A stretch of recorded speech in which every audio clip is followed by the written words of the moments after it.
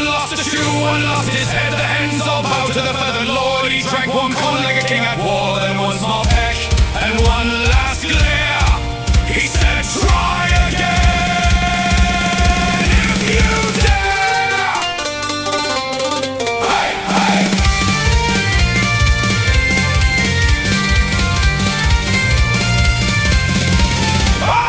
Keep out the coop, keep out the coop.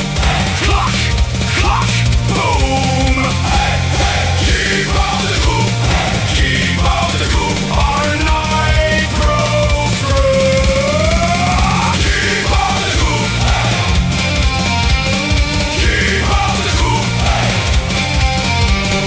Crawl out, break loose. Hey, hey.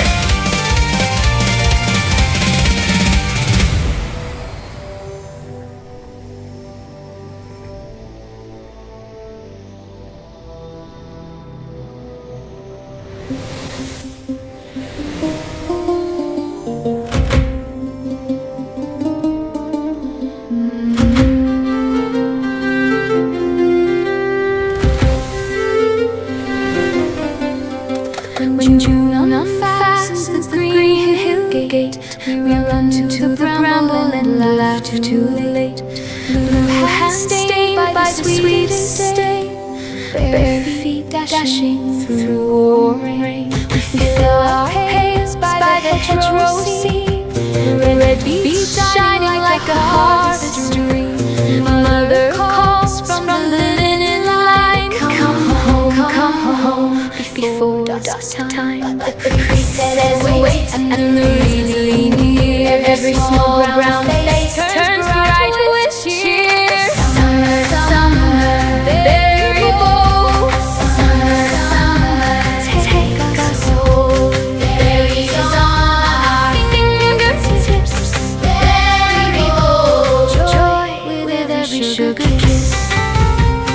Summer, summer. Down by the water, linen nose flash. We plunge our heels and then we make a splash. Little ones chasing the silver pool.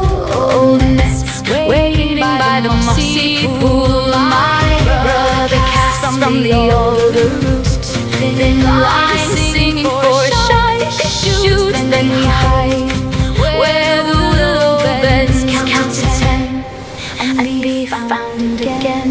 The creek runs clear and the sun runs long. Even little hearts can grow so strong. Summer, summer, very bold.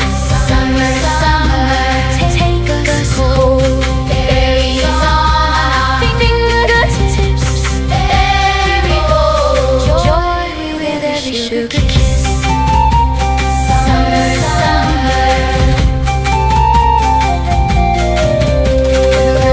Are set in the common room, and the night leads in with the honey bloom. Two old cups and a shared smile can turn one glance into a while. By the firefly path, hand in hand, the baker's daughter and a fisher's man. They speak so soft, they speak so near, like the dark itself might bend to hear. Hush now, listen close to the nightly song. Even grown hearts wander where the bright days belong. Thumb brushes lace, asleep finds sleep, and the whole knows what the world does need. Summer, summer, very bold. Summer, summer, take us home. Berries on our fingertips, very bold. Joy with every sugar kiss. Summer, summer, creeks on the roof. Summer, summer, me and you hide and seek till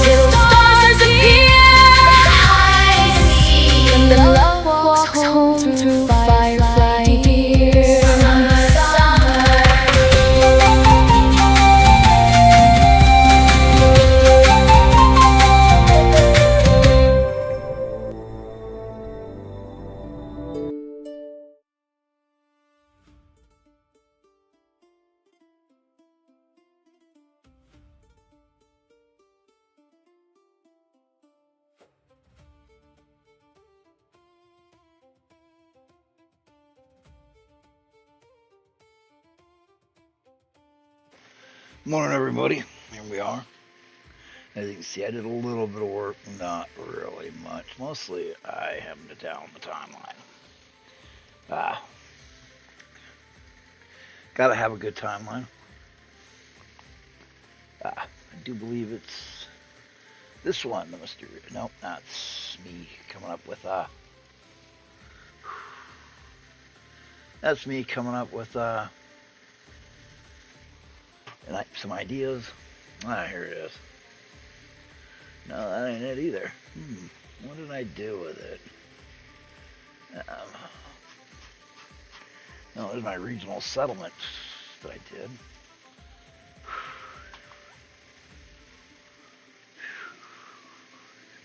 Anyway, let's see here. What I'm probably going to do, I'm probably going to go ahead and do images like for each one. For example, A. Okay. Now we'll put a pin there. And here's where it gets fun. We put the pin right. Now A, according to this, shit, you know what? I will just.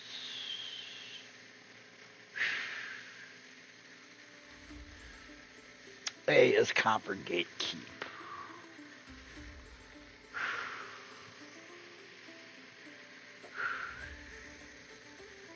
So, I'm going to save this to PDF real quick and then upload it in so we can take a look at it. I've been working with AI somewhat because I'm tired all the fucking time.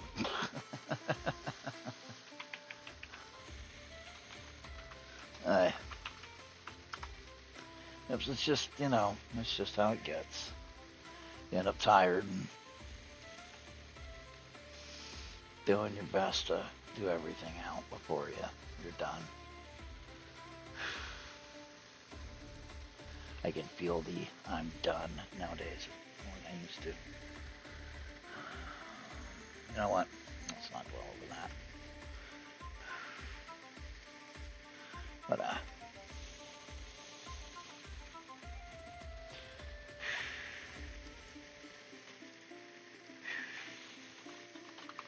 Ironmark supplements.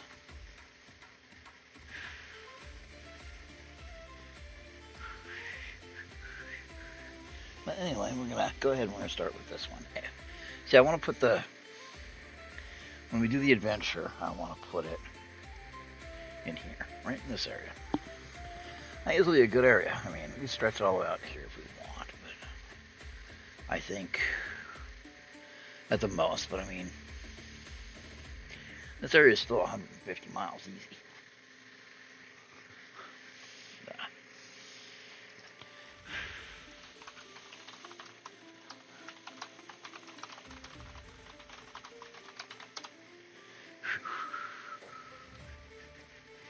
Okay, so anyway, let's take a look at that. Ironmark settlements.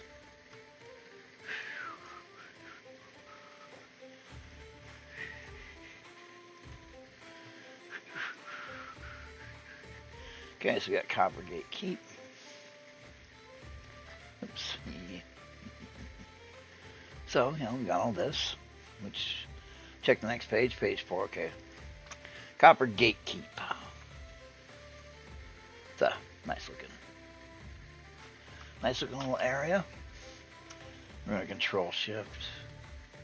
We're going to build a handout just for Coppergate Keep. And there's a reason for that. Okay. Now, first of all, we can see it's a fortress village, walled, population 500, fortified village, face value 500 rupees.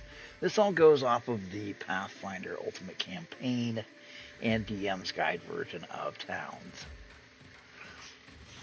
Now, Copper Mine, Garrison Forces, Numa Stable with 3 Numa Scouts, Dogfoot Garrison Squad with 4, Stone Keep with a Palisade outer walls. Now, it's guarding a copper mine, the Ironmark's major copper mines. So, Right here, crown-appointed surveyor. The astrologer is a crown-appointed surveyor who uses celestial navigation for mineshaft orientation, a practice considered essential. Plot hooks. The armor works exclusively for Lord Captain, so being requested to decline without explanation. The astrologer has been taking unusual. Now we would go like this, and we would move this down here. Well, it's not going to move it, so we're going to have to. And then we knock that out. Now what we can do.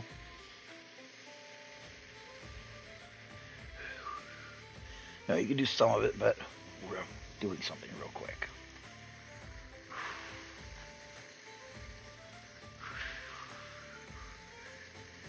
Now that.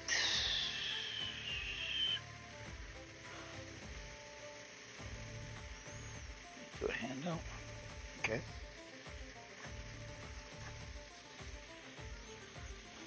Alright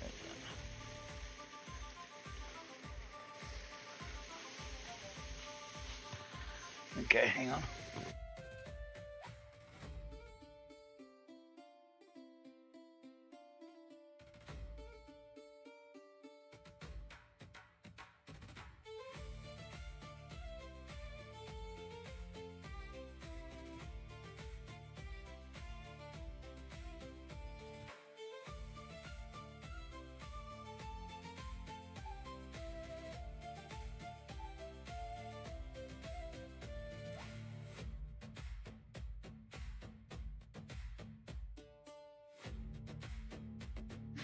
Sorry, my wife had a few questions. Let's see. Boom, Coppergate Keep. That is how easy it gets. And then click on it. And you can just scroll through the whole thing. There you go.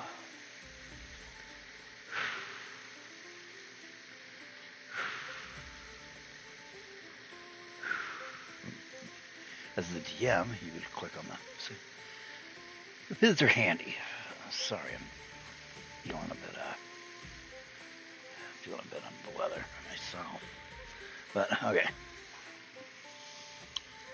So what we want to do is we would want to sit down and go over these and put them in. Now since we have, we can go to the next page. Tinborough. Now, Tinborough's a little bigger, but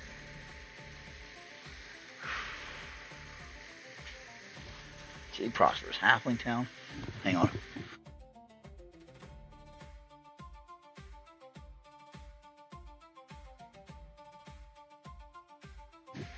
Okay.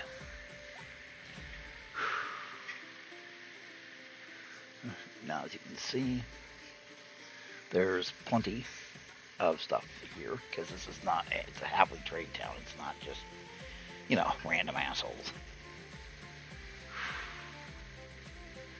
And I have found over the years that having what services they can hit up in the town is easy.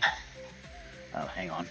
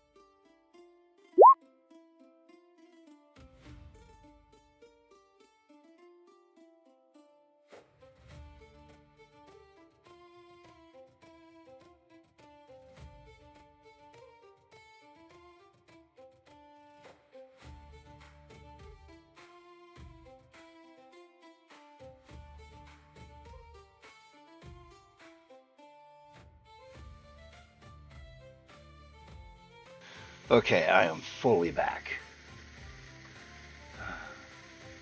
Okay. Can you hear me now?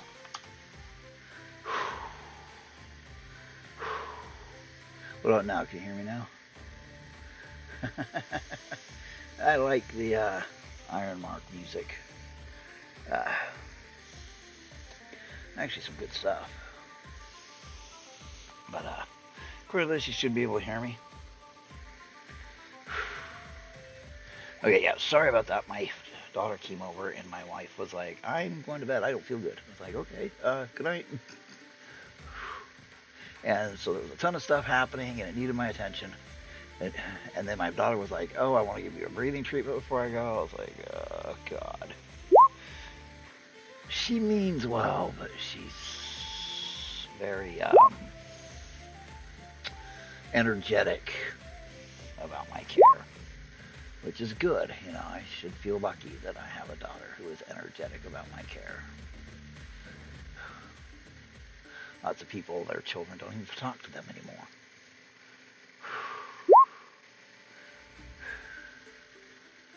I hear that all the time from my peers. Oh, my kids don't talk to me anymore. Well, yeah, you threw them out when they were 18, and then you made all these shitty fucking demands on them.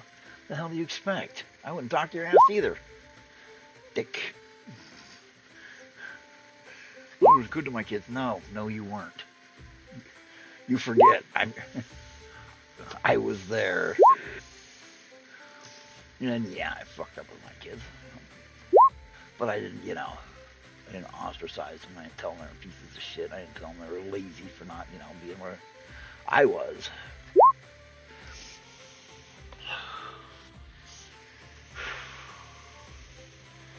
Whew.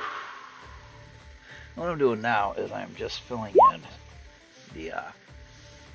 the major things first. We'll get to the other stuff in a minute. But we're filling in the major stuff so that we can, while we're talking. Because why not? I mean, anyway, let's see. Let's take a look at chat. Let's see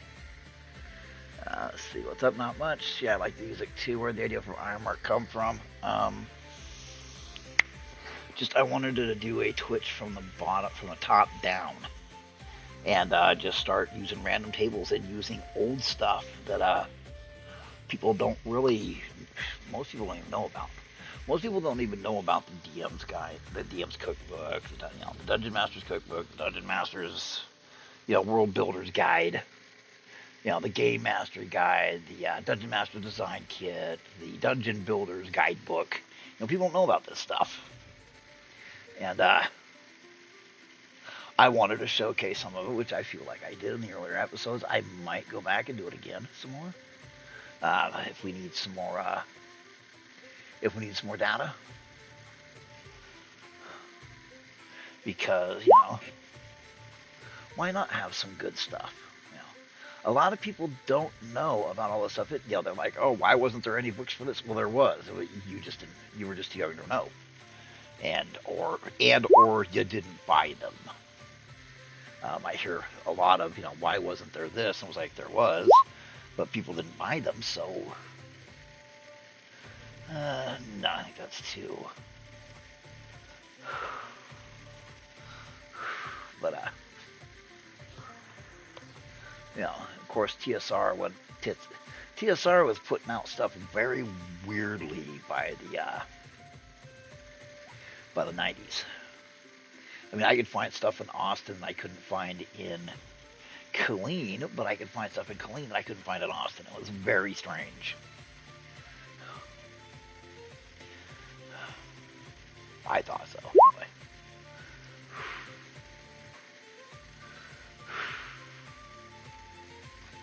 But, my local gaming shop in Killeen, there was two of them, and one of them, well, there was three of them, and the first one was absolutely fucking horrible. They were mainly a miniature shop. The second one was run by a guy who, to say he was an asshole would be an understatement.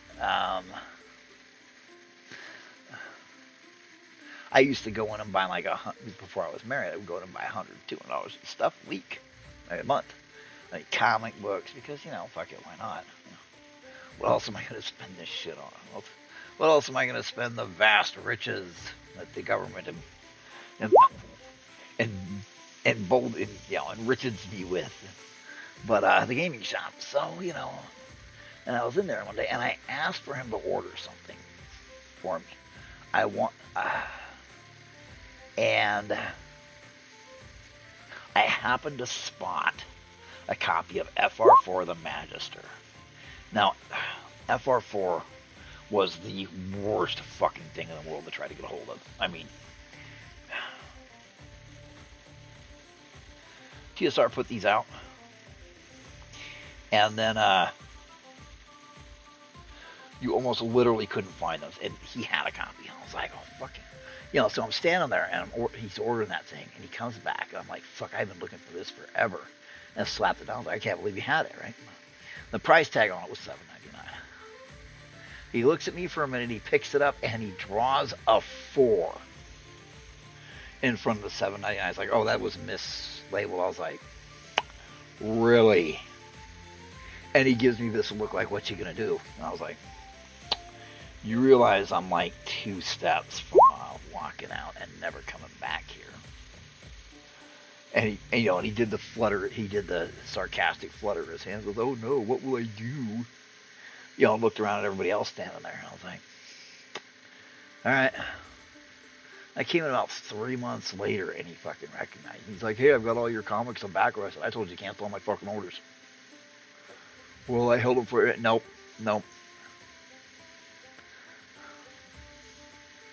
I flat out told him, you can give me that copy of the Magister, and I probably wouldn't come back here because you were such an odious piece of shit. Why do you need your business anyway? I was like, and he's like, you D&D gamers are so entitled. I was like, notice how none of us have been showing up? There's a reason for that. And he's like, oh, what's the reason? I told everybody that I know that, I said, because we talk. I knew a lot of the gamers on Fort Hood. I was like, we fucking talk. And one of the things we say is, you're an asshole.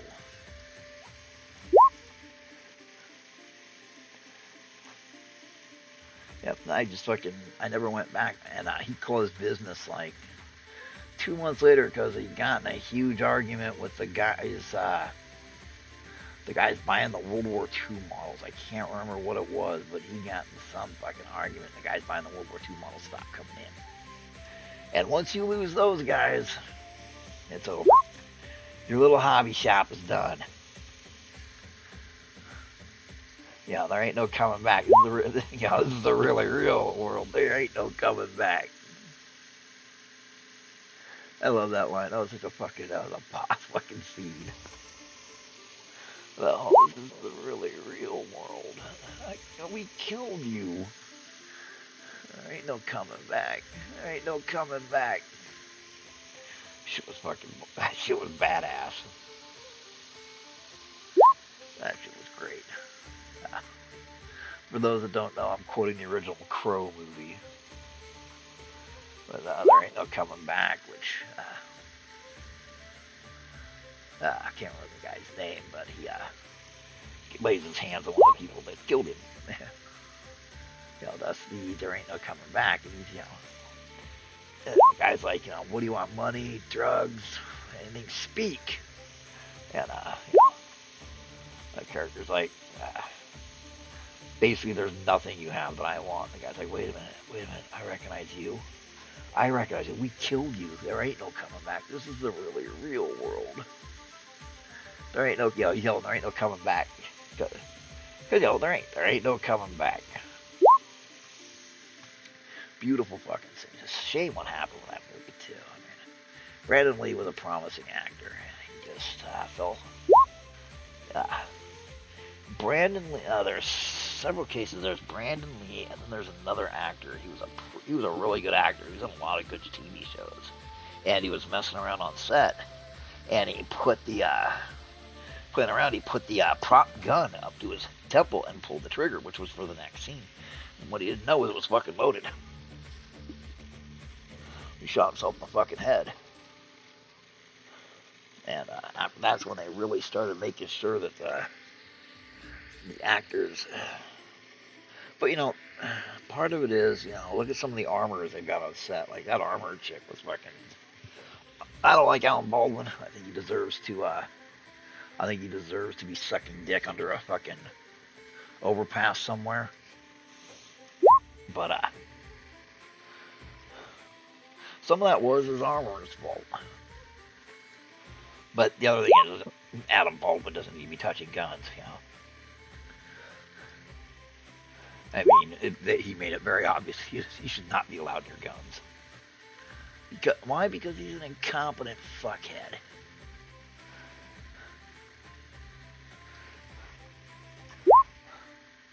But you know, he's Alec Baldwin, so he talks mad shit about everything. I don't like him because he's a know-nothing.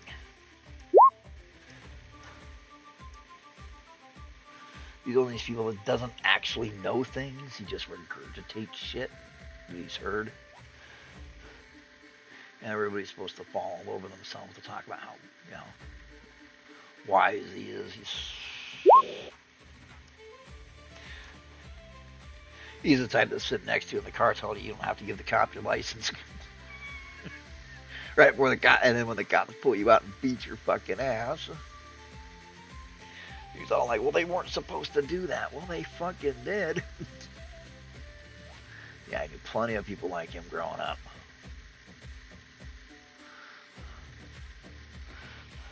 You know the law. You know the law so fucking well. What are you doing in the cell next to me, smart guy?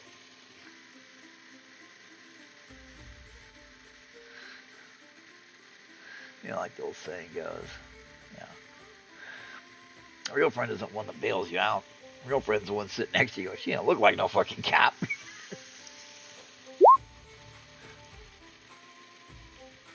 Nope. Let me put that one right here. But I have found that when you're doing these maps, the way I'm doing it here, which is just, you know, pay attention to the roads first, and then move on to the next part, and you actually find it takes a lot less time than you think it would. I mean, it's pretty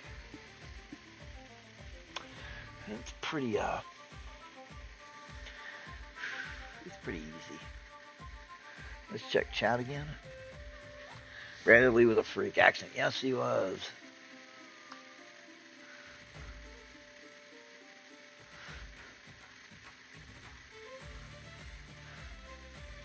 Oh God, no! This was in the 1990s. It wasn't bolt action. It was. Oh fuck! That's right. The guys who play Squad Leader and bought lead miniatures to go with them. Yeah, Brandon Lee with a freak accent. The dummy round. What?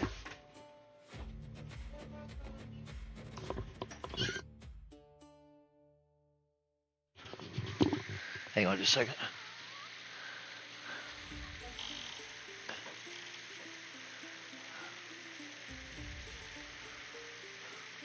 Hang on a second. My wife's sick. What's up? The heater turned off? Okay. My wife got the chills. But, yeah, the round came out of the dummy round, lodged in the chamber, so when they fired the blank, he got hit by a slug. He got shot. And ain't that some shit? I mean, that's literal curse shit. I mean, that's the kind of shit that goes down when you've got a curse on you. But, anyway, so you can put quite a bit more, but we'll worry about that once we get it all set up. It's coming up on the hour, so I'm going to get you guys some music. I'm going to get you guys some Be Right Back music, so.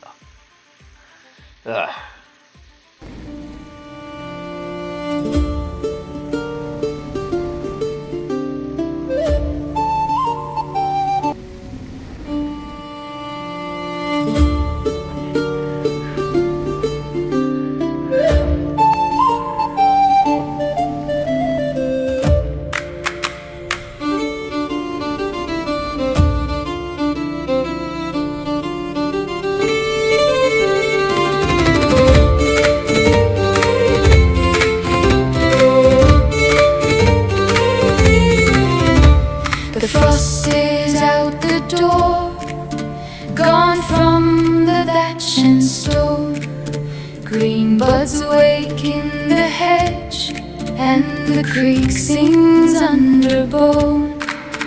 I saw a daisy bow by the old well in the lane, and 3 small birds in a row flung silver into the rain. Hark now the year turns soft, hear the damp earth wake. Boots on the plank floor shift as the warming breezes break. Spring is coming home, spring is coming home, spring is coming home. Oh, let it come. Fairies in the thorn, fairies in the thorn, dancing in the sun. Children sing along. Lift your cup, my dear. The dark days are done. Spring is coming home. Spring is coming home. Rose hips on the briar glow like little ember eyes. Apple limbs are waking from their sleep beneath the skies. The baker's boy ran laughing with petals in his hair, and the miller's daughter whirled like she was made of air. Hark now the year turns sweet, hear the rafters hum. Every hearth in the hall knows the blossom time has come. Spring is coming home, spring is coming home, spring is coming home. Oh, let it come. Fairies in the thorn, fairies in the thorn, dancing in the sun. Children sing along. Lift your cup, my dear. The dark days are done. Spring is coming home. Spring is coming home.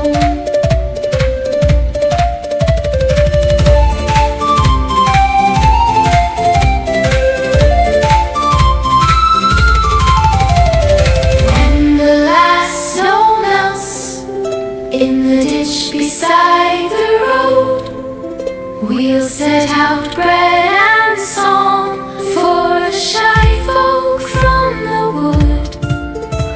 May every barefoot field wear a wreath of yellow flame, and every little heart remember its own name. Spring is coming home, spring is coming home, spring is coming home. Oh, let it come. Fairies in the thorn, fairies in the thorn, dancing in the sun. Children sing along. Lift your cup, my dear. The dark days are done. Spring is coming home. Spring is coming home.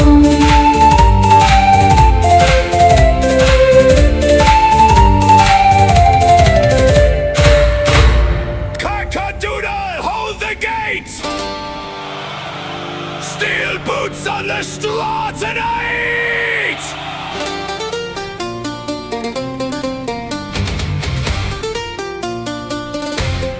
Hey, hey!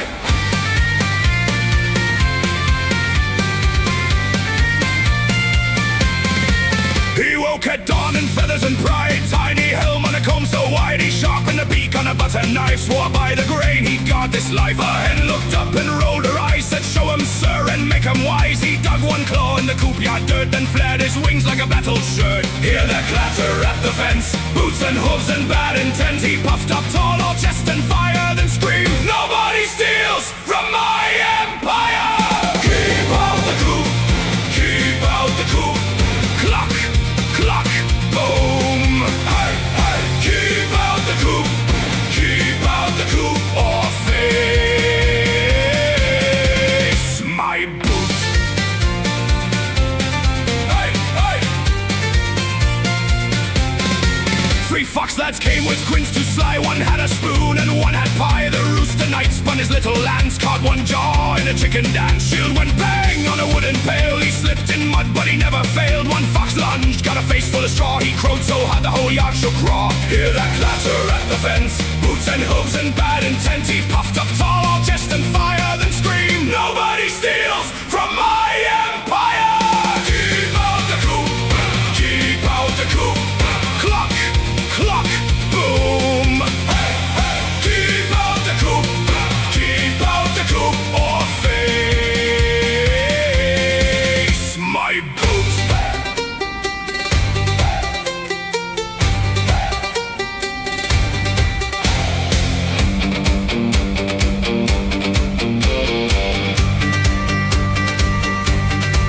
Late by the moon, the foxes fled. One lost a shoe, one lost his head. The hens all bowed to the feathered lord. He drank warm corn like a king at war. Then one small peck and one last glare. He said, "Try again if you dare." Hey, hey.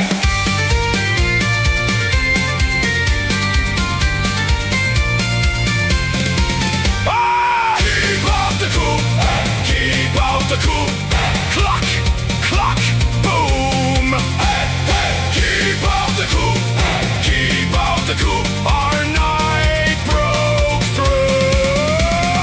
Keep out the coop, keep out the coop. Crow loud, break loose. Hey, hey.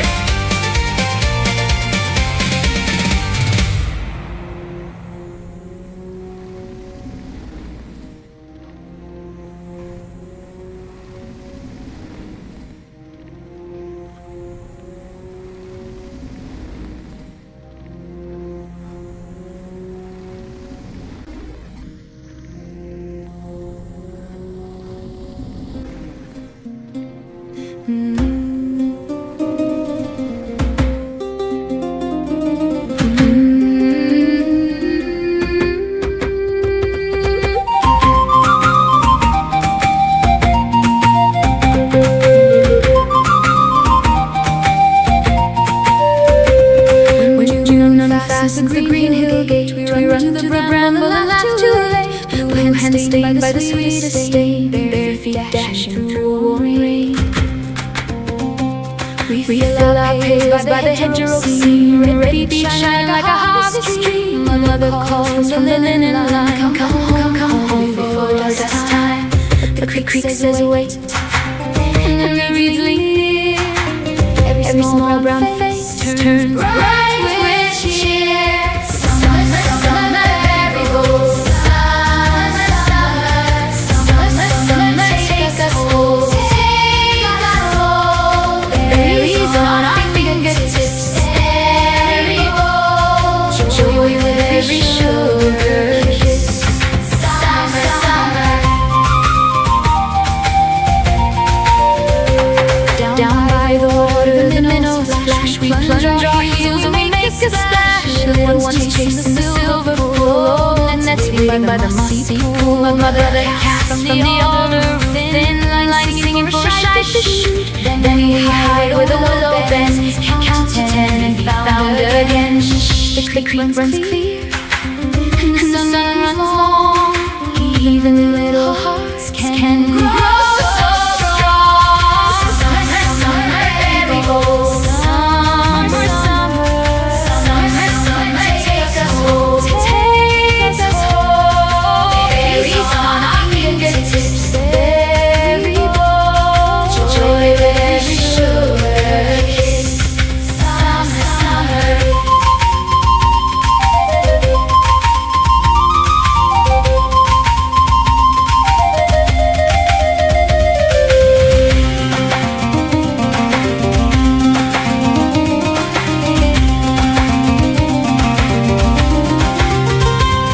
When the lamps are set in the common room, and the night leans in with a honey bloom. Two old cups and a shared small smile can turn one glance into a while. By the firelight path, hand in hand, the baker's daughter and a fisher's man. They speak so soft, they speak so near, like the dark itself might bend to hear. to the nightly song. Even grown hearts wonder where the bright days belong. A thumb brushes a lace, asleep finds a sleeve, and the whole room knows what the warm dusk leaves.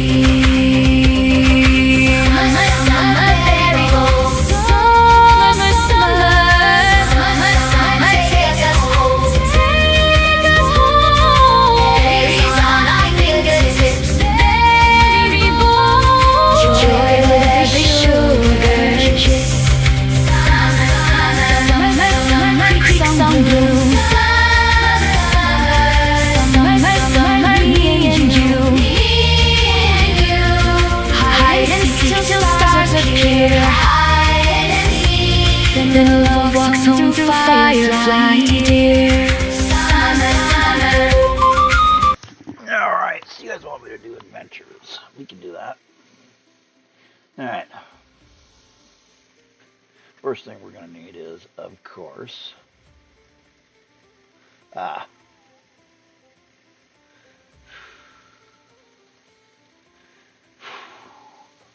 on a second. First thing we're going to need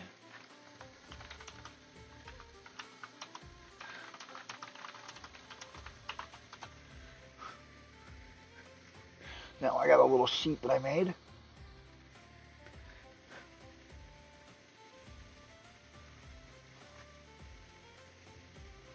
Oh wow, this sucks. I made a little sheet, but when I transferred it to Google Docs, it broke. It sucks because we don't want it to break. We want to be able to use it. All right, now the dungeon masters, basically the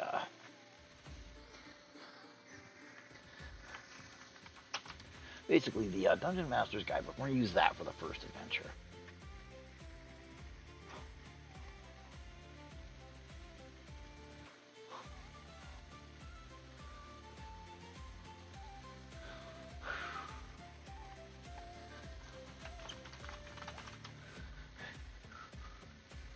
So I've got the template, the Adventure Generation template, and I did that by screenshotting it and asking the AI to make the screenshot into a usable document. And then we're going to come in here, we're going to make a handout, adventure outline.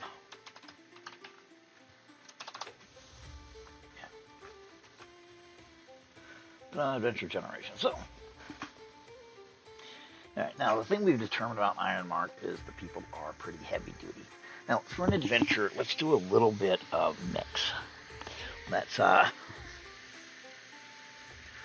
plop a town down. Okay, we've got our little map. Not a big town, but just big enough. It's on one of the main roads, but it's outside of Ironmark's claimed territory. So, presto changeo. There it is. And we're gonna go with the age-old, the town has a problem. Dun, dun, dun. Because, you know, if it ain't broke, don't fix it. Alright, okay, so we'll start the players here, but a ruin here. Now this is, according to our start, 24 miles. So,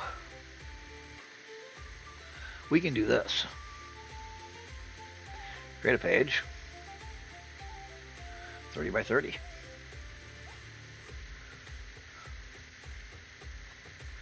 So we can have a little bit of a,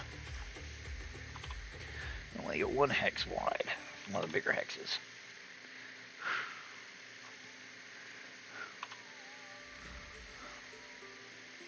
One mile.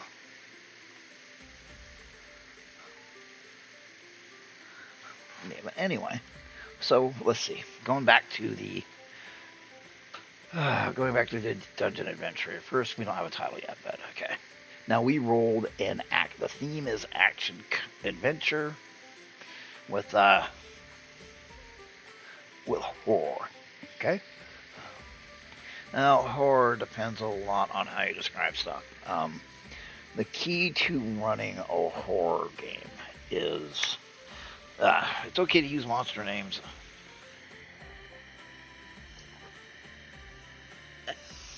Once they've encountered them enough. A horror game, the encounter of the monster should come at the culmination. It should be glimpsed. It should be, its effects should be seen. Recently I ran a Pathfinder game. I ran a Pathfinder Ravenloft game, where it was a village where the lighthouse, the town clock, the sawmill, and the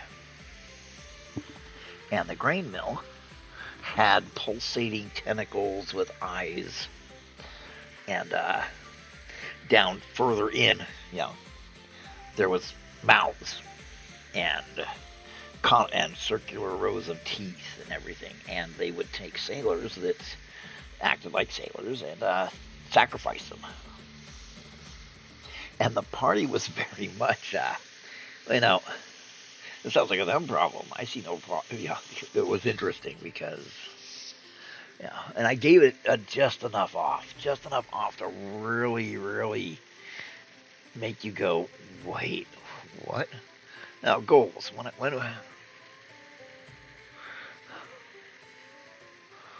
I rolled this initially for the goal, so okay, let's go back here real quick. Oh, I just realized we need to bring our old friend. Where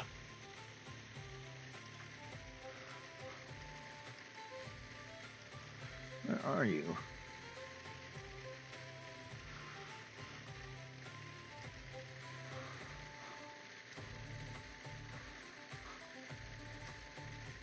There it is. Now let me zoom in a bit for you.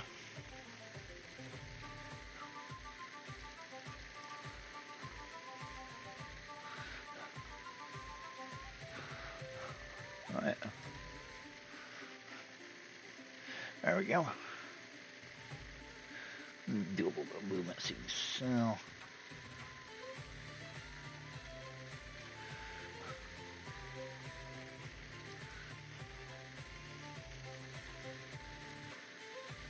Oops, wrong one.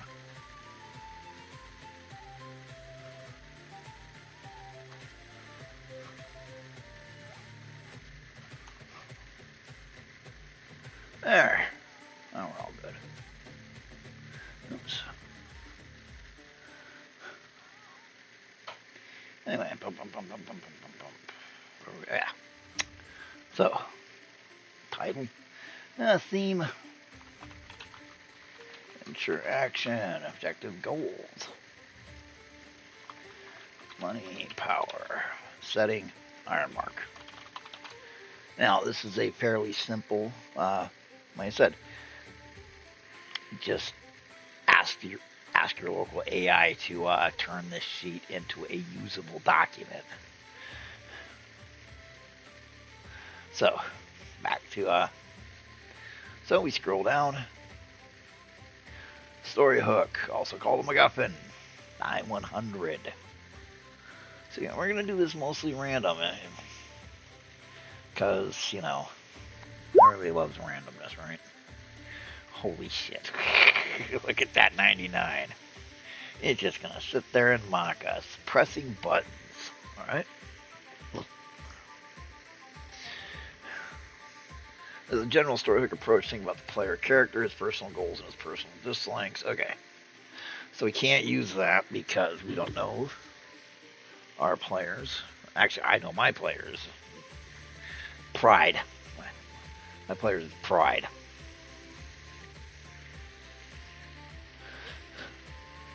Mistaken identity. Alright.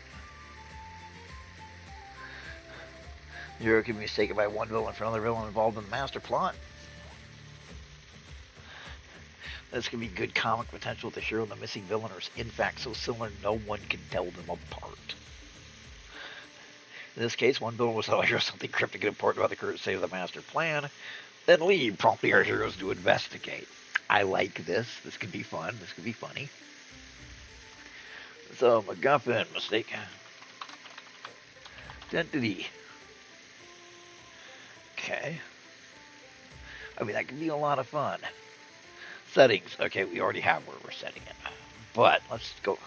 Let's roll it just in case we get something we can use, because we're setting it just past the borders of Ironmark. Alright, we got 35. That promises to be shitty. Exotic distant land. Okay, out here. We'll go with on the road instead. Okay. The setting, Ironmark. On the road. Okay. Now, see, you do this. One thing about this, I mentioned last episode about how sometimes you end up falling in the same ruts. And if you happen to mention Green Girls, but not really. I do have a thing for short stacks. It's funny. Well, like here is Trista is a tall woman. Basically good European farm girl stock. So she's tall and broad with, But anyway, we don't need to discuss that, no, do we? Some of you are like, no, I can hear a bit more. She got big ass feet too. She wears female size 9, big ass fucking feet. Mansion of the powerful NPC. Ooh.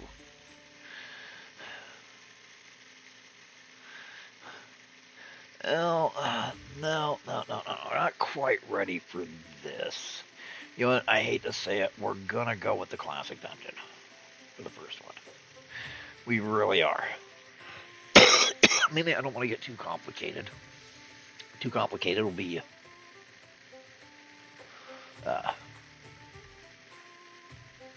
well, my brain fucked that right off. Specific settings. Did your specific stuff? We're gonna go with the classic dungeon.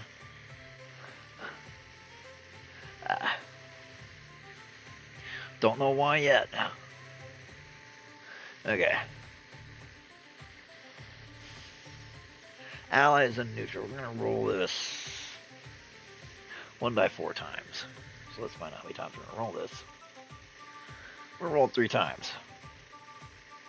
Okay. 1, 2, 3. Alright, so we've got the 28.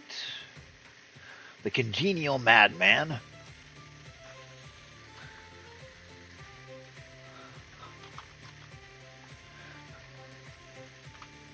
Comma. The Crusty Old Professional.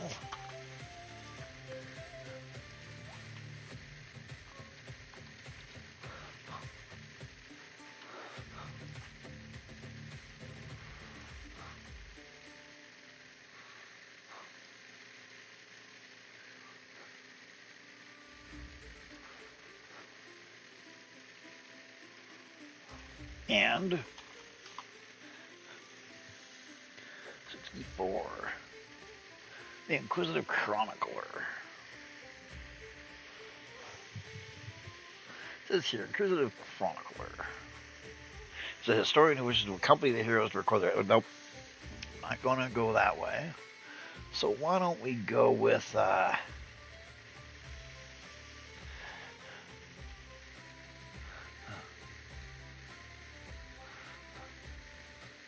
Alright.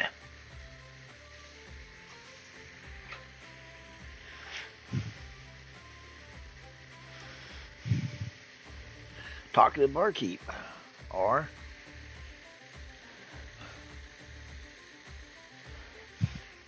we'll go with Talkative Barkeep. That's a ways down. Okay, we got Inquisitive Merry Minstrel. We'll go with an Injune in distress. The heroes must protect some defensive young innocent who is in danger from the villains. Nope, we'll go with the Merry Minstrel. He follows the heroes in order he might find inspiration for his song and the storytelling. He can't be shut up. No. We'll go with a barkeep, because barkeep's simple.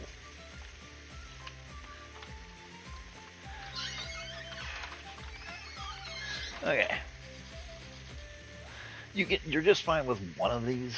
I probably will narrow it down, because we don't want it too difficult. Now we got the villain.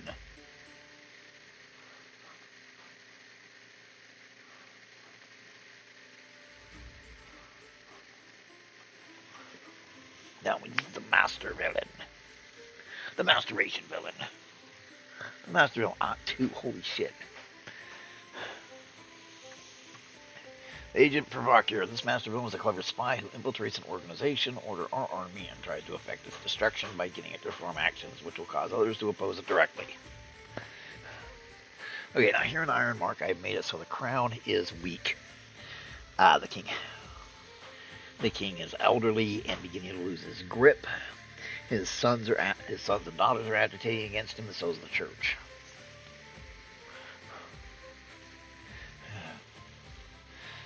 For instance, he might join a church order, then promote the least appealing philosophies held by the church, say racism. That's actually what the book says. By promoting the church's racist philosophies, he can bring the church in direct opposition to other races, leading to armed conflict, chaos, and downfall of that order, all while pretending to be a good member of the order. The master villain is a closely guarded secret. Espionage and mystery adventures. Yeah, but action adventure coming up against the white man. Yeah. That's actually not a bad one. Especially, we're not looking at just making this real quick. We're looking at making this somewhat extensive. Unfortunately, we got about halfway through Rise of the Runeborns recently before we just said, fuck this. Mainly because it wasn't the power level. It wasn't the power level. It was just 66 and 2. It just...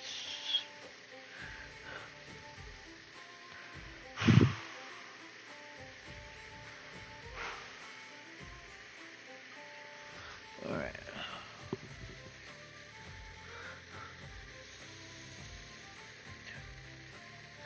And 66 would be mistress or daughter with the heart of gold.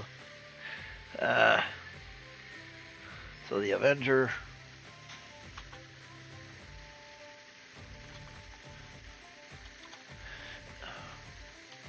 And the daughter with the heart of gold.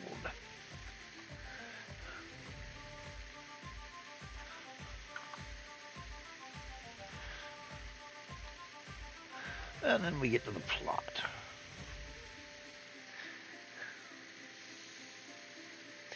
Now, this is where, this is where it can divide a little bit. 64 would be the geographic progressions. This is normally not what I would do, but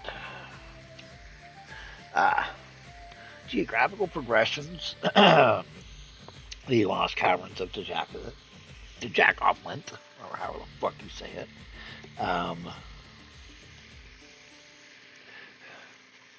Events would be the Desert of Desolation series. Geographic possession is actually very rare. Getting to the villain by survive. No.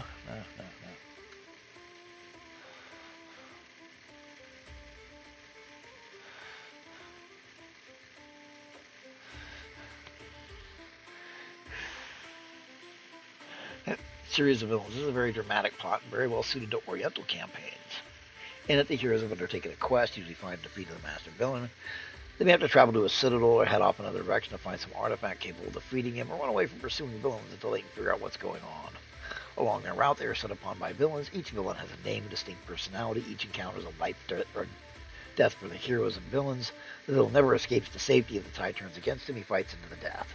Eventually becomes a war of attrition. The villains gradually wear down the heroes, perhaps killing some of them as the heroes go about their quest. By the time the heroes reach their enemy, there is no doubt that one side or the other will utterly perish. This type of plot is not suited to happy-go-lucky campaigns or villains. But we're going to go with geographic progression.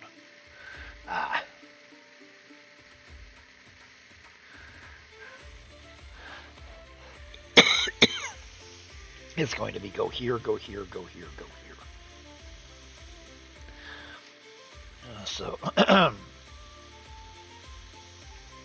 Yeah. You have to go here, you have to go here, you have to go there. So we've got our ruins. Okay, so geographic progression.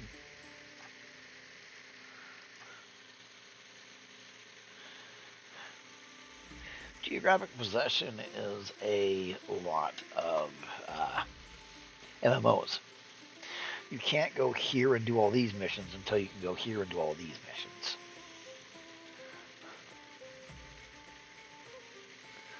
Now the climax.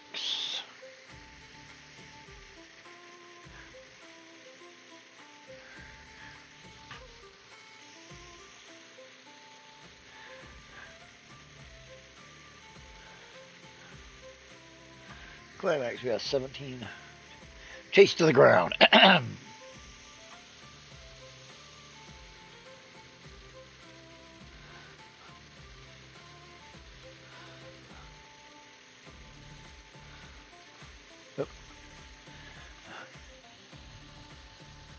Chase to the ground.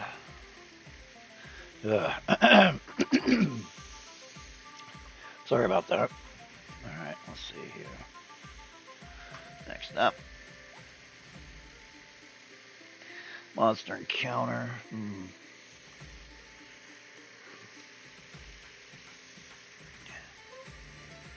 What do we miss? Are we missing anything here real quick? Okay, we're missing plot twists.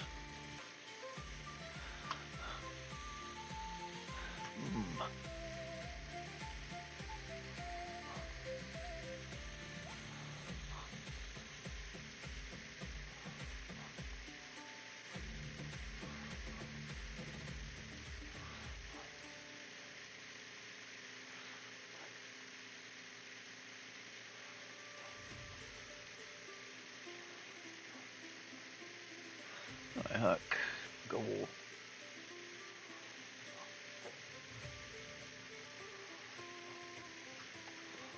You see, this is what I used. Venture flow chart's the only thing that's missing.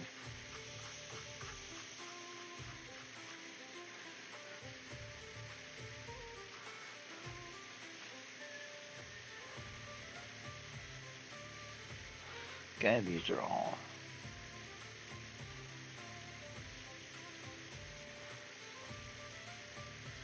Special conditions. We're not going to do that to them yet.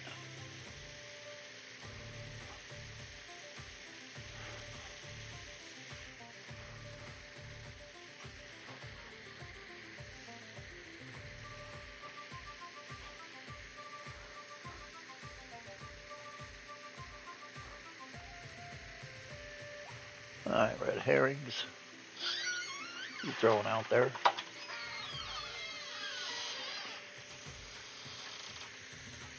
Got a roll low tonight, 6. Artifact that doesn't work. Oh, we've got enough for right now. Now, I cannot stress enough that there is so much good stuff. Okay, there really is.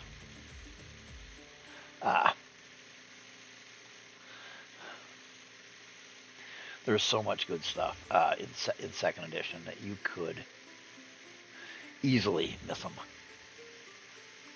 I mean, big time. So, what we're going to do now is we're going to use save changes. Good enough. Okay.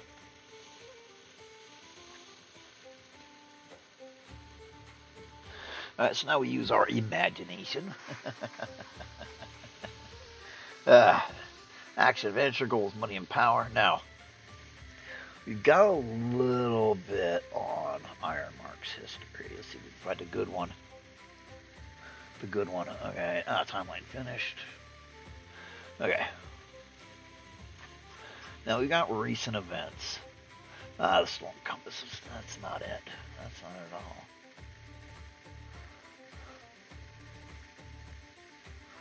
all. Cataclysmic earthquakes were only 22 years ago. Comet appeared 21 years ago.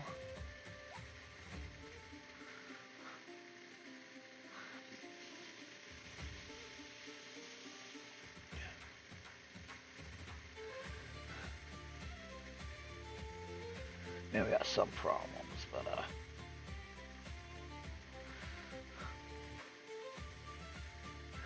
anyway.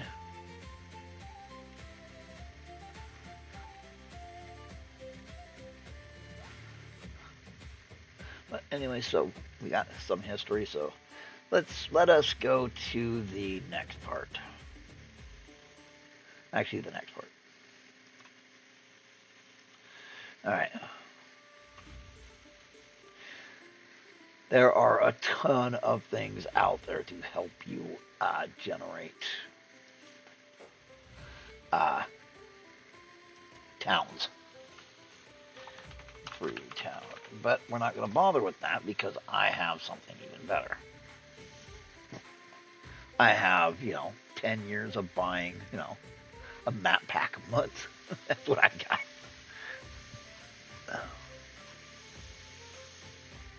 Which means there's all kinds of stuff I can do. I'll show you in just a second. We're going to close all these. And we still can't get those goddamn hexes to work right. I think I'm going to complain soon. Anyway, we're coming down here to village to pillage. They go to hamlets and outskirts and then harvest town. Ugh. Okay, so we've got mistaken identity, meaning somebody comes up and passes the hero something and they don't know what it is.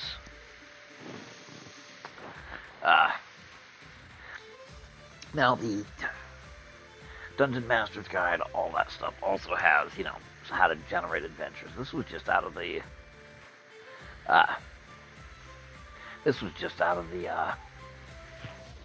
DM's cook, basically the DM's cookbook. I found it to be a very useful one, so we're going to toss out some buildings. Okay.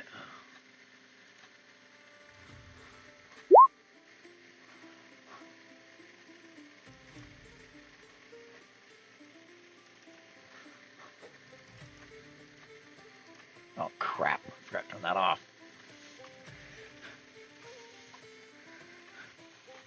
I turn the scale on add.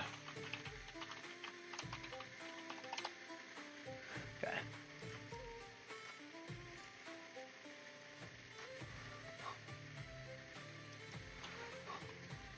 Normally it's a little bigger, probably about 100 to 100.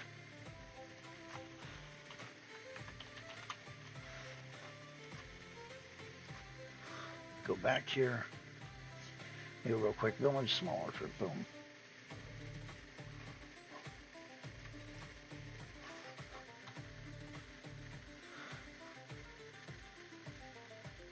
Old farm shacks.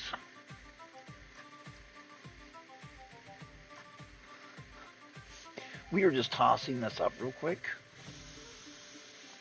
to give the players someplace to stand right now. For the most part, believe it or not, theater of the mind is what a lot of people recommend, and I do too. It's how a lot of us started. And you're gonna hear, oh, well, that's not how you. Anybody wants to tell you how to play, except for me, listen to me. But anybody else wants to say how to play, just go on. Nobody cares about their stupid fucking whatever.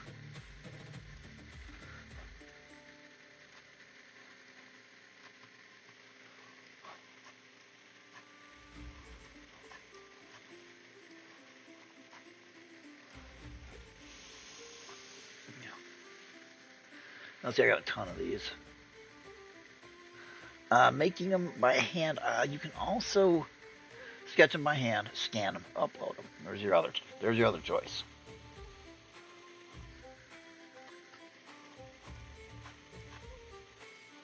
I mean, if you want to, you don't have to. I mean, that's what I do. That's what I used to do. Matter of fact, I used to do that until fairly recently. I would hand do my maps, I'd scan them and bring them up. Because that's how I like to do it.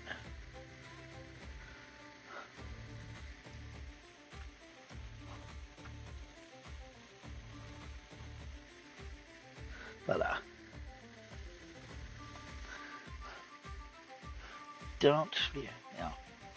So, we got this. And we've got the case of mistaken identity. I'm pretty sure we've got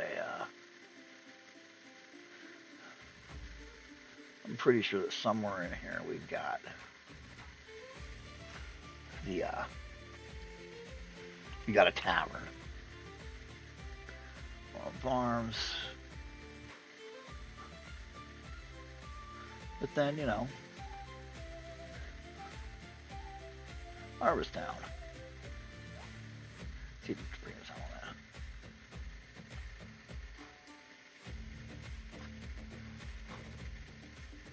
But anyway, then you come up with a few NPCs, but we're going for an adventure. There's the big rub, is creating an adventure that your players are going to enjoy. The first thing is you've got to know your players, or you need to make a generic one. A generic one would be fairly simple. In fact, why don't we do that right now?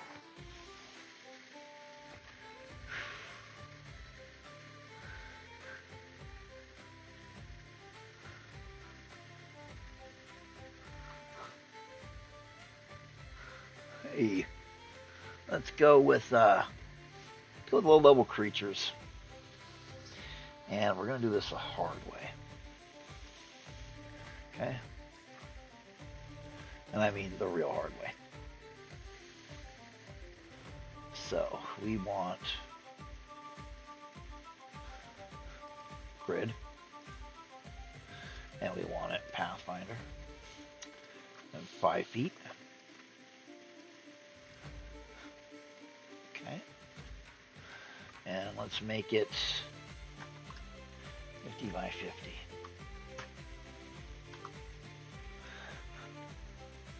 Now, the first thing we're going to do is we're going to put board color. We'll go with this shade of green because it's ugly. Okay. All right. Now,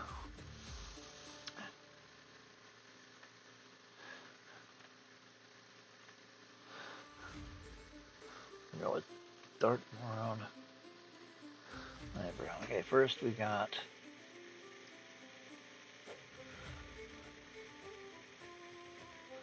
road that comes up.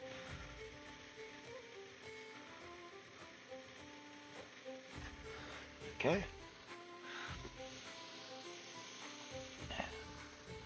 And then we've got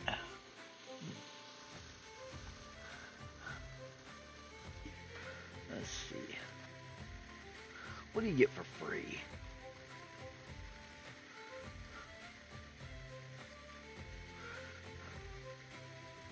For maps. Oh, huh.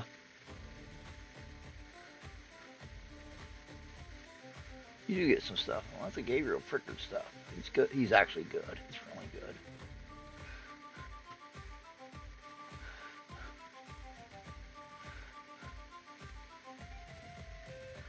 So why don't we grab one of his?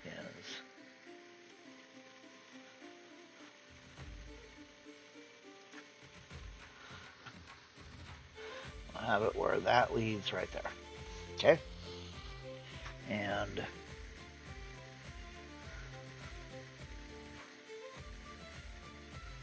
your first adventure does not need to be big. It doesn't. Your first adventure what you are doing is you are teaching, you know, is everybody should be getting used to their characters' abilities, how their characters function. Now use red, well, I use orange for walls. Okay, now this should be regular. Use thin, zoom in to 100%, use thin. Where they can see how they can see the edging of the walls. You don't want to lose that.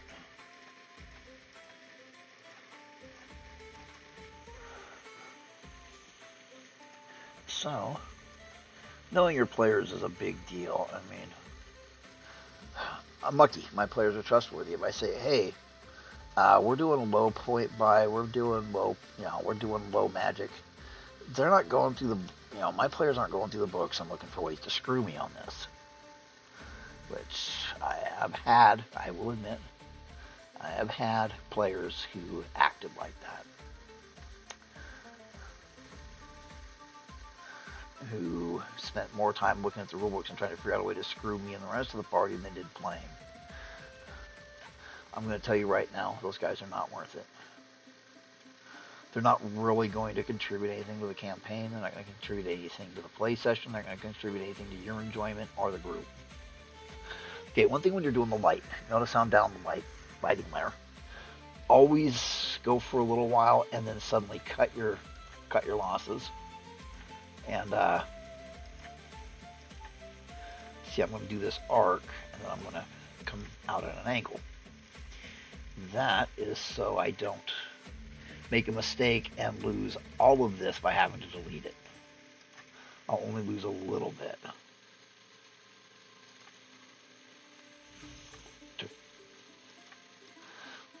It's basically an artificial way to save your work. Now, if you notice, I'm blocking off the extra space because, to be honest, the parts leading because we're not going to use them. Okay. Now, go ahead.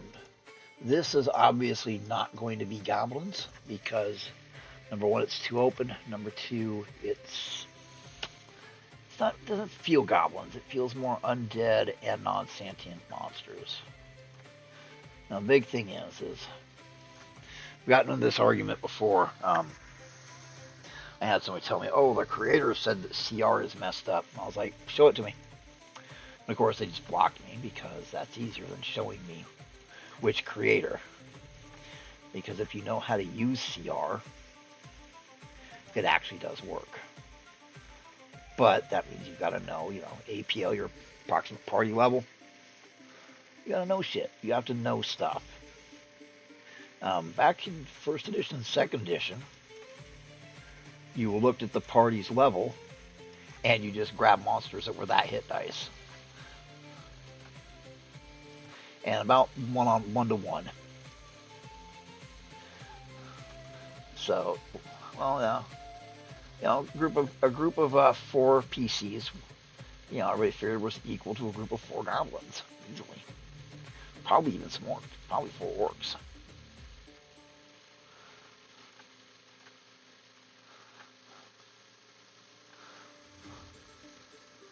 But, no, if you this is definitely undead, mindless, which Pathfinder has a lot of. Now what we're going to do is I'm going to select one of the stuff from one of the more later bestiaries, and I will input it so you'll see how to do that. To be honest, starting out where this is just, okay, this is the party getting its feet under them, this is players learning how to use their powers correctly, you getting an idea, and you as the DM of getting an idea of how their powers scale and how they're going to be using their powers. Especially if you've got players that forget. I love my wife, but sometimes she forgets what powers she's got. Sometimes you end up with players that aren't that really interested in They're less interested in the powers and more interested in, playing. Playing. Alright. Now,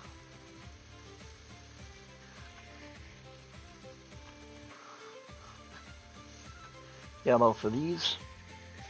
These are to block off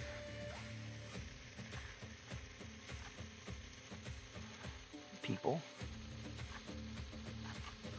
that are down below, so they can't exactly see up there. And of course, we have the ellipse, so we can go pillar, pillar, pillar, pillar. Right. Now, you go here real quick, character. Dumb Clock the Magnificent. Let's see.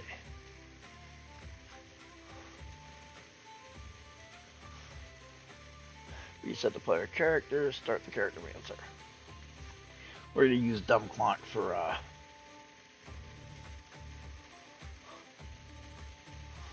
use the character answer. Dumb Clock the Fighter. Choose Epic Fantasy 25. Actually, no, let's just go with Standard Fantasy. Dumb Clock the Fighter with his 16, his 14, his 8 Charisma, 8 Intelligence, 12 Constitution, and 8 Wisdom, and his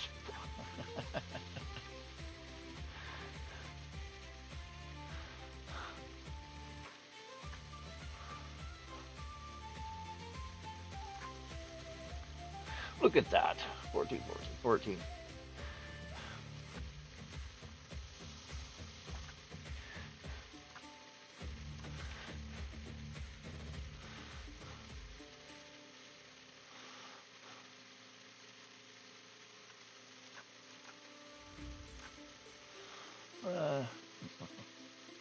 We'll give him 11 intelligence. Next. Choose a race. Human, because he's dumb. Strength, bonus speed, power attack.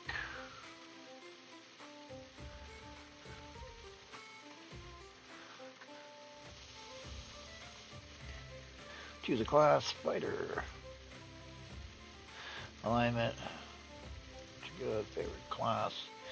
Yes, plus 1 to skill ranks. 75 gold pieces.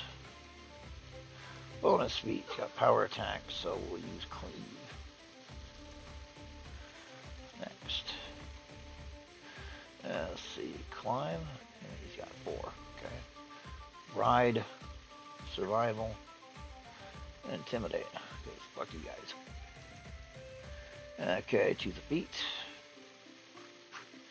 Cleave.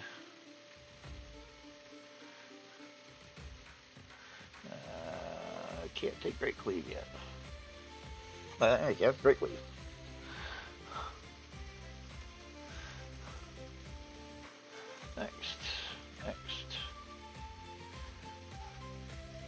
Next. Bam.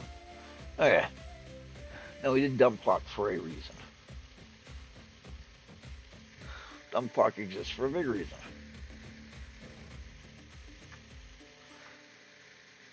Along with Dull Clock, his brother. You should make yourself a group of idiots, mainly because you want to be able to check your lines of sight. That's what we're going to do with these two. There we go. This character answer. Abilities, ability score, Standard Fantasy. Intelligence, 16. Strength, 8. Dexterity, 14. Constitution, 10. Wisdom, 12. Charisma, 10. Choose race. Grab human again. Nah, let's grab elf. Next, choose a class, wizard. Wizard by motherfucker. It's wizard time. It's arcane school, universalist, because I'm not every time. No, you know what? We'll take abjuration. Because he's a douche. Alright. Nobody cares. Alright, he's got 7. Appraise. Knowledge Arcana. Spellcraft. Linguistic. No. Knowledge Religion. He's a know-it-all. He's a know-it-all, chat. Craft. Okay. Choose a feat. 2-weapon fighting for his staff. Like I'm not trying to make good characters here. They're mainly for me to check things. Actually, what's funny is with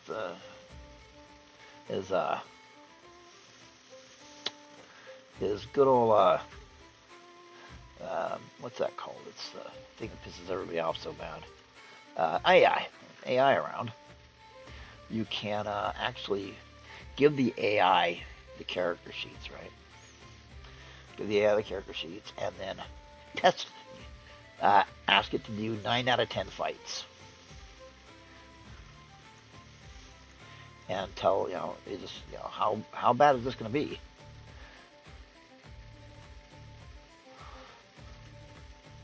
Who's going to get their asses kicked first?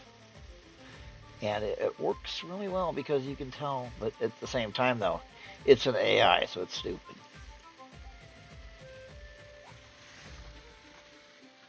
Okay. So, dumb clock and dull clock. Change player tokens. Change player tokens. Move to tokens. Now, here's where your fun part's going to be. Dynamic lighting is always fun. Okay? Okay, Explorer mode, no.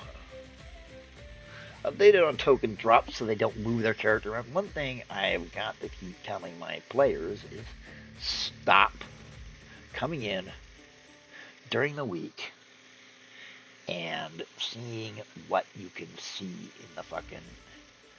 in the map. That's fucking annoying.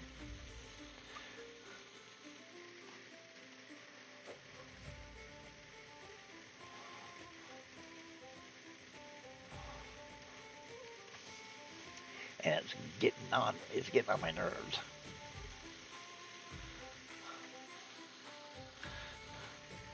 And we don't want that.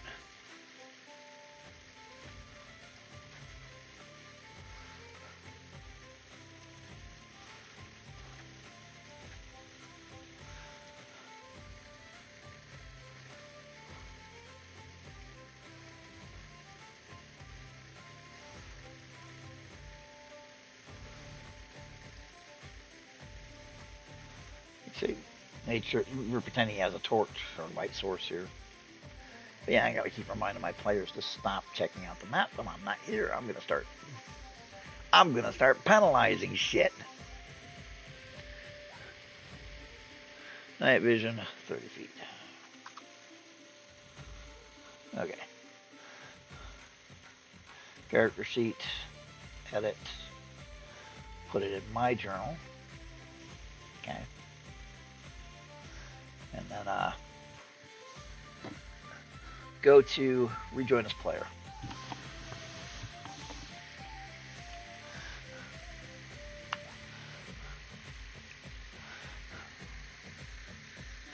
Oops, might want to rejoin as DM.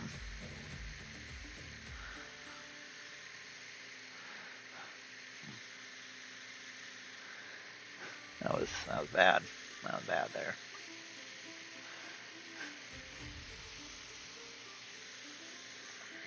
Alright, so we've got quest for power and money. We've got an undead lair. Obviously, it's the nobles acting up. So we'll have to figure out everything. We'll probably do more on it next time. But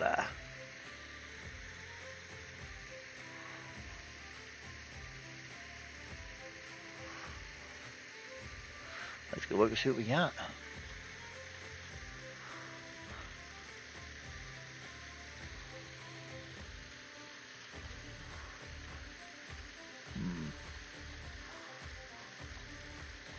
This isn't good. I got nothing.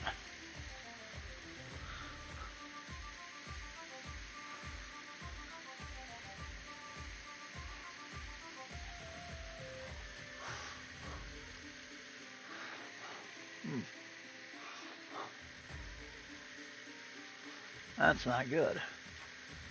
Alright.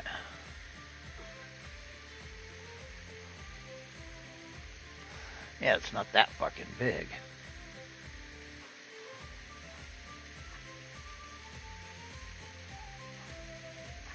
Let's see, you can kind of get an idea by moving them here, but I wanted a little bit better of a one. And I don't know why it's not giving it to me.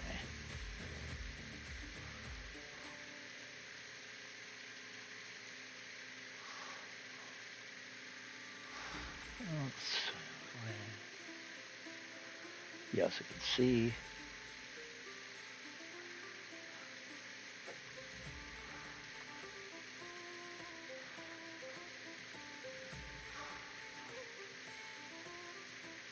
Okay, what about him? Both have vision.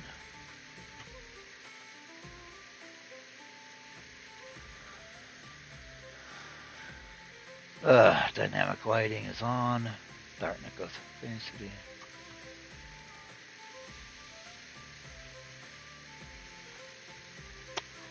That's why. Let's try rejoining now.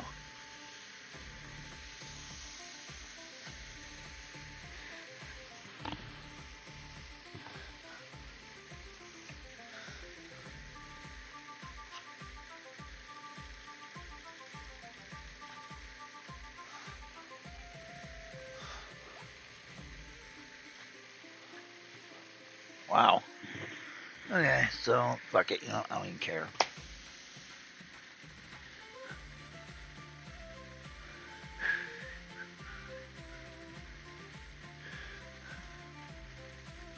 I don't even know why it's doing it.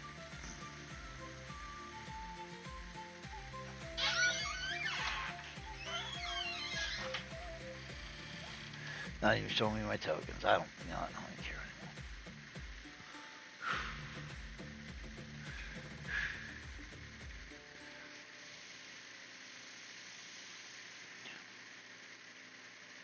I have no idea why it's doing this.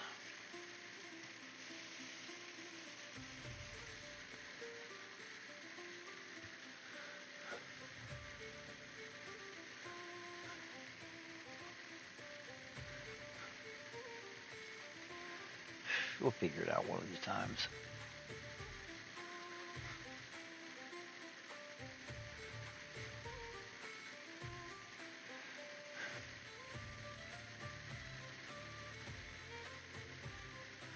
Oh, there it is.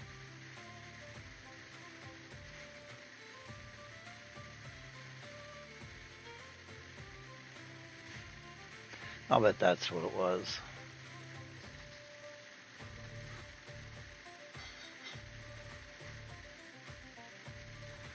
Alright, now let's try.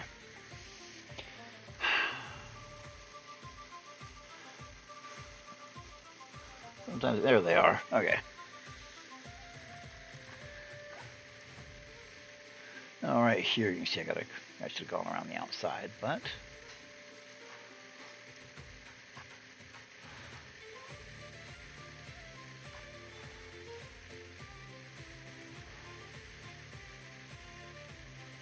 use this to check your outsides, check your insides. You also use it to check to see which monsters are effectively hiding and which ones aren't. So, double clock and dumb clock. Now, one of the things that you should check, like I should have checked, was whether or not I was able to edit and control it. Once I was able to do that. So, anyway, alright,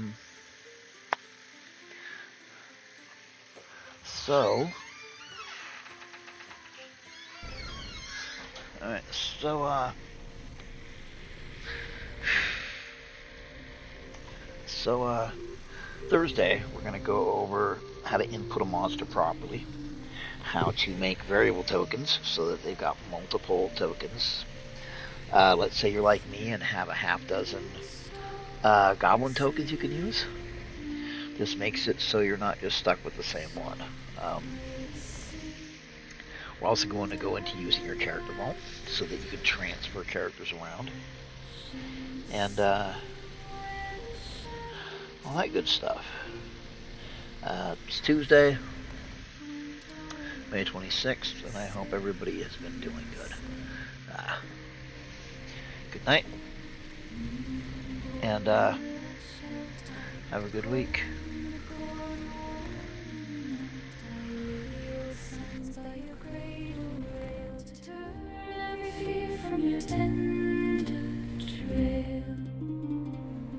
Safe in the cradle, safe through the night,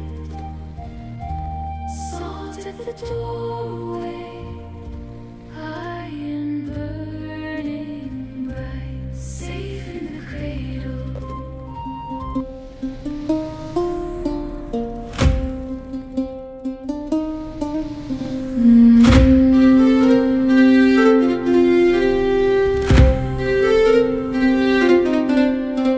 When June unfastens the green hill gate, we run to the bramble and laugh too late.